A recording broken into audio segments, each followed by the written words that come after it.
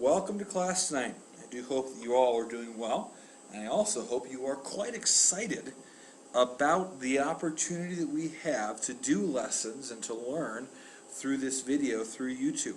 I know that these will be helpful, as I mentioned in class, and I hope you are as excited as I am, and I hope you take this opportunity and use this to the best of your ability.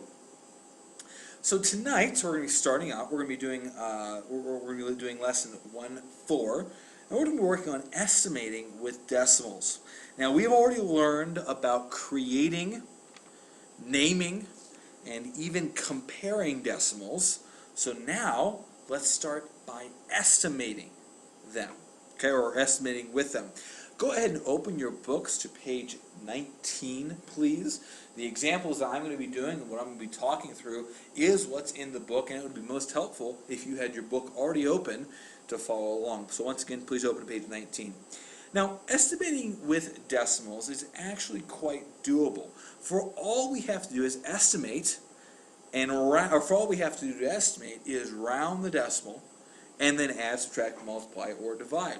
Now I say this to make it sound easy, but let's specifically talk about rounding, because that is the more difficult part. I've had students, when I taught this previously, I've had students who are not as excited about the rounding portion.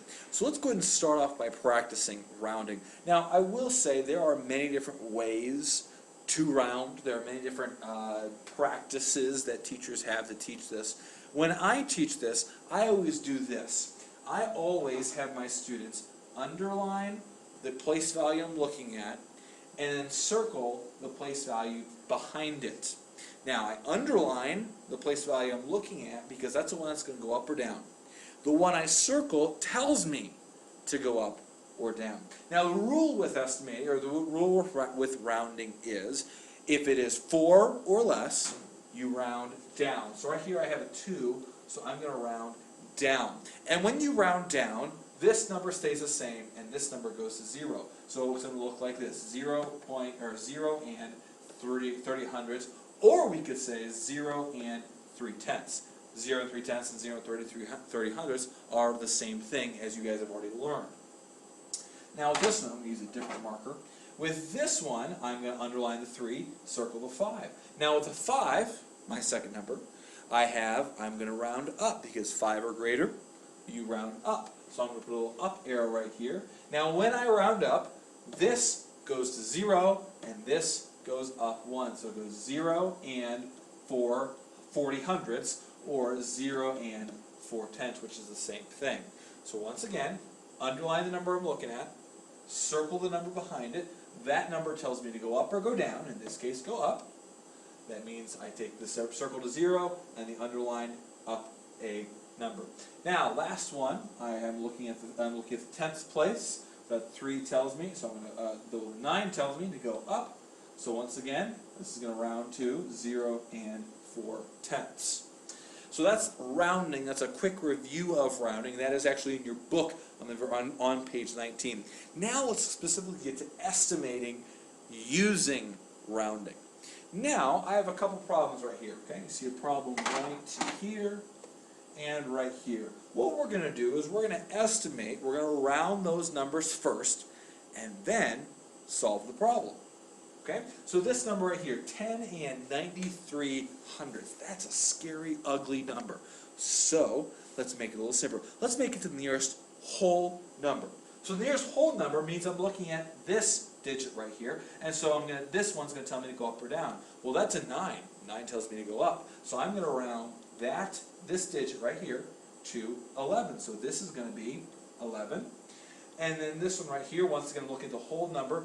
This tells me to go up or go down. It tells me to go down, so this goes to 0, and this stays the same there. So look at that. I have gone from a very scary problem to a very simple problem. That's very easy. 11 plus 3, that's 14. So I know that this answer right here is going to be somewhat close to 14. Now I say that somewhat close to. There's actually a symbol for that. And you'll notice it looks similar to an equal sign, but it's wavy. the wavy equal sign simply means something close to. You'll see that on page 19 as well. So right there, this is somewhat close to 14. All right, let's try one more before we get some more practice. This next one, now once again, we're going to go to the nearest whole number. So this is the nearest whole number.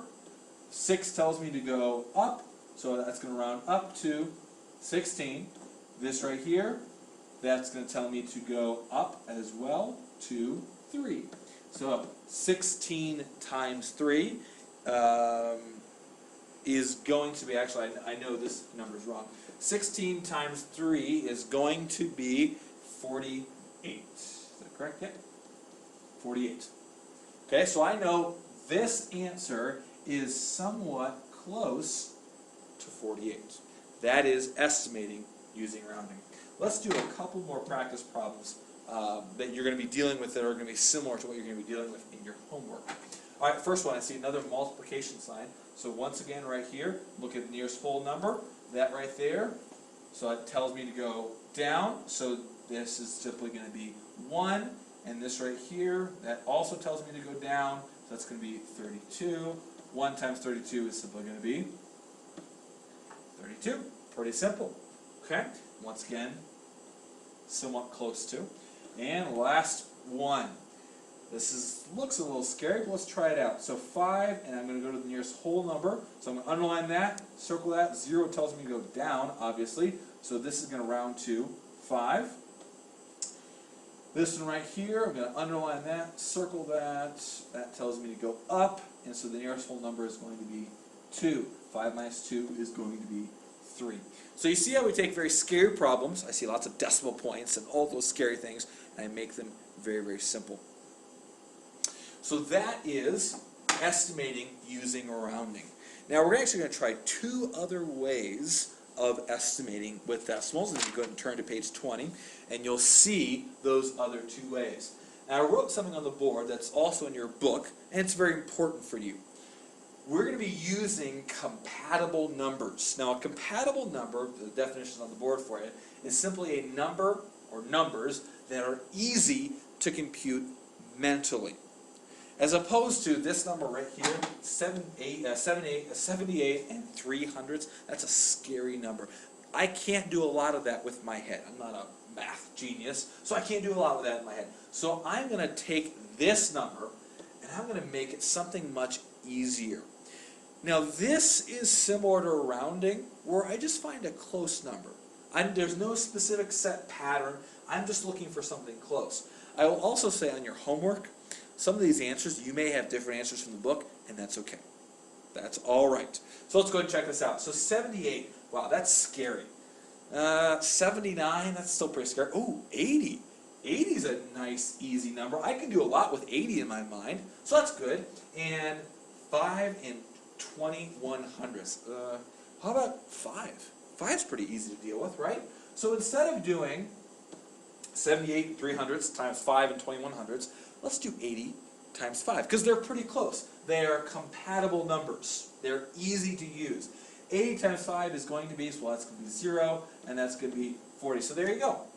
This answer right here is going to be something close to 400. Let's do one more. It's divided by, so we're going to do division this time, 29 and 56/30ths. Well, you know what? 30 would be easy, but I see a 4 right here. So why don't we do 28? I'll explain why in just a minute. 29, that's pretty close to 28. And 4 and 1300ths, that's close to 4. Let's keep it 4. Now, you'll see why I chose 28, because 4 evenly divides into 28.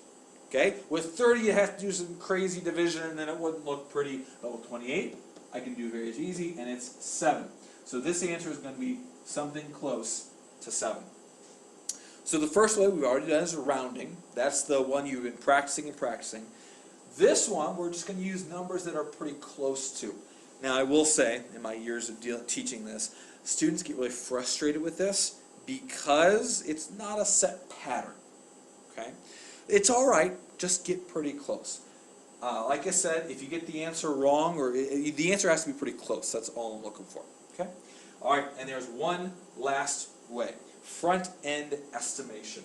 One last way to estimate using decimals, and this is another one that there's no set pattern, but it is so easy. And the frustrating thing is I have students who miss this, so let's not miss this time. All right, so with front-end estimation, keywords, front end right there, I am only looking at the front end. So I'm going to do something here. I'm going to create, there we go. Let's fill it up with,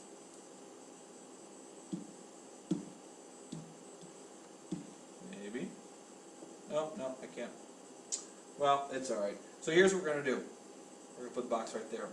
With front-end estimation, I am only concerned with the front end of the number. So I am only worrying about the numbers inside the box. This isn't back-end estimation, we're only working on front-end estimation. So with front-end estimation, we're only worrying about the first number. So right here, we're just going to add up the first numbers in the box. So 3, 6, 9, and 3.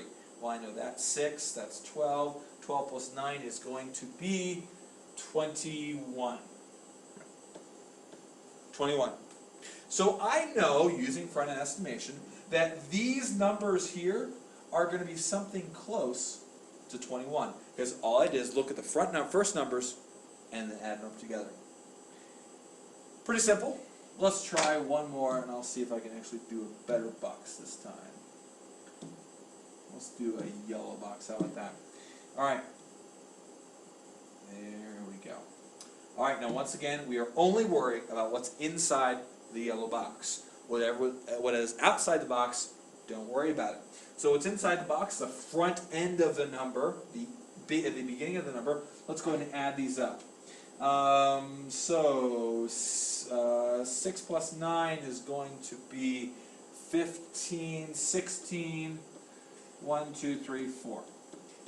46. So I know this answer is something close to 46. Now you'll see what I just did was a lot easier than adding up all those numbers individually.